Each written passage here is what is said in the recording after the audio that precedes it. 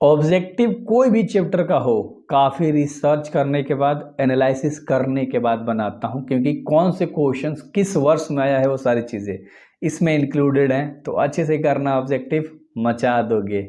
उम्मीद से बोल रहा हूं, अगर आपने एक एक चैप्टर मेरे से कर लिया ना, प्लेलिस्ट ले, डिस्क्रिप्शन में लिंक मिलेगा हिंदी का, आप फोड़ दोगे। मैं आपको दिखा देता हूं। पहले मैंने कराया था लेखक का परिचय, दिख रहा है आपको। उसके बाद मैंने कराया सारांश, दिख रहा है आपको। उसके बाद कराया प्रश्न उत्तर, दिख रहा है ना। अब हम लोग करेंगे ऑब्जेक्टिव। समझो ध्यान से भाई, कितना डिटेल में मैं कॉन्सेप्ट लेकर आता हूँ। तो पहला सवाल है आपका, सिख राइफल के जमादार लहना सिंह का जो नंबर था ना, वो कितना था। यानी कि लहना सिंह के पास जो बंदूक था, जो राइफल था, उसका नंबर कितना था? 77 नंबर था। कितना नंबर था? 77 नंबर था। काफ़ी डिटेल में करेंगे, दो बार चीज़ें बोलेंगे यार, याद होगी। ठीक है, मेरा थोड़ा सा अलग कॉन्सेप्ट है, पढ़ाने का। बाकी से अलग लाइन बाय लाइन सारी चीज़ें देता हूँ, सिर्फ ऑब्जेक्टिव ही नहीं कराता। तेरी कुड़माई हो गई, है ना। इस कहानी से मतलब किसका संबंध है? तेरी कुड़माई हो गई, इससे किसका संबंध है? तो दूसरा का ऑप्शन नंबर बी होगा। उसने कहा था, चैप्टर में बात करी गई है कि तेरी कुड़माई हो गई। तेरी कुड़माई हो गई का मतलब होता है कि तेरी सगाई हो गई। और लहना सिंह किससे पूछता था? उस लड़की से पूछता था। याद रखना, लड़की से पूछता था कि तेरी कुड़माई हो गई, यानी तेरी सगाई हो गई। बहुत बढ़िया। अगला 3 नंबर का सवाल है, किस पाठ में यह उक्ति आई है? मृत्यु के कुछ समय पहले स्मृति बहुत साफ हो जाती है। तो यह बात किस चैप्टर में करी गई है? तो उसने कहा था। दो आपका दूसरा चैप्टर है, तो ऑप्शन नंबर ए बिल्कुल सही हो जाएगा। ठीक है, उसने कहा था। इस तरह से 4 ऑप्शंस देंगे। अगला सवाल है 4 नंबर का, गुलेरी जी के प्रमुख निबंधों के नाम बताएं। तो गुलेरी जी के प्रमुख निबंधों के नाम बताना है, गुलेरी जी ने जो जो लिख रखे हैं। तो देखो, कुछ ये भी उन्होंने लिखा था। मवेशी मोही कुठाव पुराड़ी हिंदी, वो भी उन्होंने लिखा था। और देव नाम प्रिय भी लिखा था, है ना। कछुआ धरण डिंगल संस्कृत की टिपकारी, मतलब सब उनके द्वारा लिखा गया। तो ऑप्शन नंबर डी होगा, सभी। कौन सा होगा? डी नंबर का ऑप्शन बिल्कुल भी राइट होगा, सभी होगा। ठीक है, चीज़ें अच्छे से करोगे ना, मजा आएगा। 5 नंबर का, किन विषयों पर गुलेरी जी ने लेखन किया था? किन विषयों पर गुलेरी जी ने लेखन किया था, यानी कि लिखा था?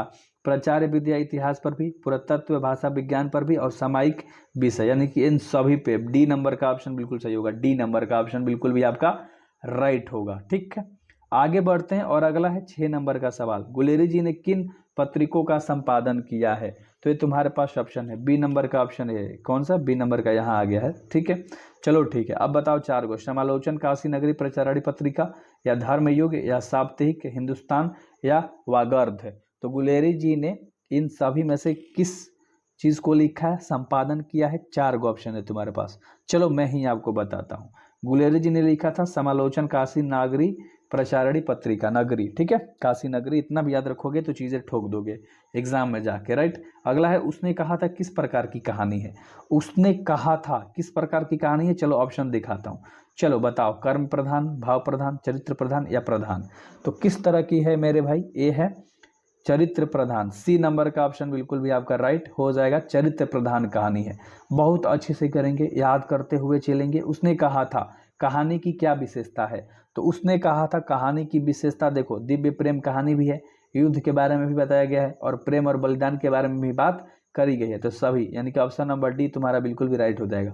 ठीक ना, क्योंकि लहना सिंह ने इन सभी पर अच्छे से काम किया था, प्रेम करता था, युद्ध भी किया, और बलिदान भी दे दिया अपने प्रेम के लिए। तो सभी होगा। अगला, गुलेरी जी के प्रमुख कहानियां का नाम बताना है, यानी कि गुलेरी जी के प्रमुख कहानी का नाम बताना है। गुलेरी जी ने क्या लिखा है? तो अरे यार, सिंपल सा बात है, गुलेरी जी ने क्या लिखा है? देखो, सुखमय जीवन उनके द्वारा भी लिखा गया है, बुद्ध का कांटा लिखा है, और उसने कहा था, उन्होंने ही लिखा है। तो ऑप्शन नंबर डी होगा, यानी कि सभी। अब आप इंट्रोडक्शन करोगे ना, तो चीज़ें समझ में आएंगी, मैंने अच्छे से करा रखा है। उसने कहा था, कहानी का आचार्य महावीर प्रसाद द्विवेदी द्वारा संपादित पत्रिका सरस्वती कब प्रकाशित हुई थी? बस इतना याद रखो कि सरस्वती कब प्रकाशित हुई थी। ठीक है, तो बता दो मेरे भाई, कब प्रकाशित हुई थी? 1915 जून, महीना याद रखना, 1915 जून महीना था। और कब? 1915। हर चीज़ को लिख लिख के कराऊंगा, याद कराना मेरा काम है। ठीक है, अगला सवाल है, चंद्रधर शर्मा गुलेरी दे देगा, या चंद्रधर भी दे सकता है। तो गुलेरी का मूल निवास स्थान कहाँ है? आपको चंद्रधर शर्मा गुलेरी, जो इसके लेखक है, उसने कहा था, इनका आपको निवास स्थान बताना है, कहाँ रहा करते थे। तो 11 का ऑप्शन नंबर डी होगा। बहुत बढ़िया, गुलेर कांगड़ा हिमाचल प्रदेश। ठीक है, गुलेल कांगड़ा हिमाचल प्रदेश राज्य दे देगा। ठीक है, गुलेर नामक गांव दे देगा, कांगड़ा जिला दे देगा। तो इस तरह से अच्छे से आपको चीज़ें करनी है। अगला 12 नंबर का सवाल है, चंद्रधर शर्मा गुलेरी का निधन कब हुआ था, यानी कि मृत्यु कब हुआ था। 11 सितंबर 1921, 12 सितंबर 1922, 13 सितंबर 1923 या 4 सितंबर 1924। चलो बताओ, मैंने 4 ऑप्शन बताया ना मेरे भाई, तो कौन सा? बिल्कुल भी 12 सितंबर 1922, बी नंबर का ऑप्शन। बहुत बढ़िया, आप सब बहुत बढ़िया हो, बहुत अच्छा बहुत अच्छा। अगला सवाल है 13 नंबर का, चंद्रधर शर्मा गुलेरी का जन्म हुआ था, कहाँ हुआ था, जगह बताना है। चंद्रधर शर्मा गुलेरी का जयपुर मध्य प्रदेश, कहाँ हुआ था, जयपुर मध्य प्रदेश जन्म हुआ था। निवास स्थान दूसरा है, ऊपर लिखवाया ना हम लोगों ने, बहुत बढ़िया, जयपुर मध्य प्रदेश, बहुत बढ़िया मेरे भाई। अगला सवाल है, उसने कहा था किस वर्ष की रचना है, यानी कि कब लिखी गई थी। उसने कहा था जो आपका चैप्टर है, ये लिखा गया था 1915 में। कब लिखा गया था? ए नंबर का ऑप्शन बिल्कुल राइट है, 1915 में लिखा गया था जो आपका चैप्टर है। उसने कहा था, उसने कहा था कहानी शीर्षक के रचयिता कौन है, यानी कि उसने कहा था को किसने लिखा है, चंद्रधर शर्मा गुलेरी ने लिखा है। ऑप्शन नंबर ए बिल्कुल भी सही हो जाएगा।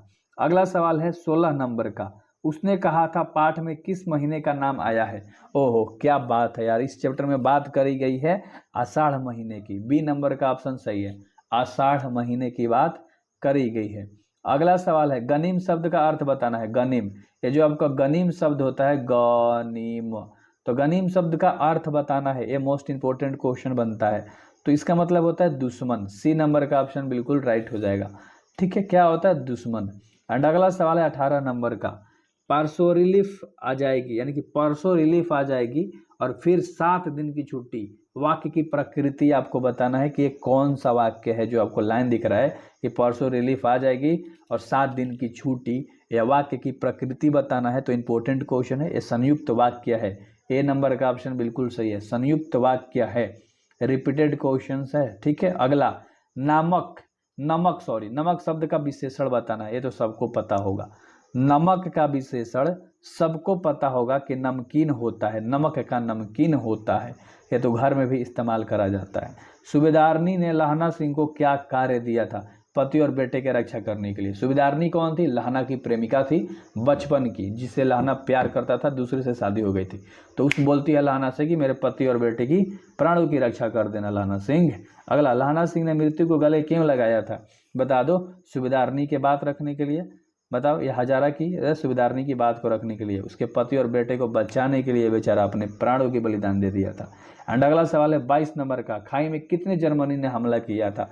खाई में कितने जर्मनी ने हमला किया था, तो 70 जर्मनी ने हमला किया था। ए नंबर का ही ऑप्शन सही हो जाएगा आपका। ठीक है, नीचे भी ऑप्शन देगा तो ए नंबर ही था, तो अब नीचे क्या आना था। लहना सिंह ने सूबेदार को वापस बुलाने के लिए किसे भेजता है। लहना सिंह सूबेदार को वापस बुलाने के लिए किसे भेजता है, तो भेजता है वजीरा सिंह को, बी नंबर का ऑप्शन बिल्कुल राइट हो जाएगा, वह भेजता है वजीरा सिंह को।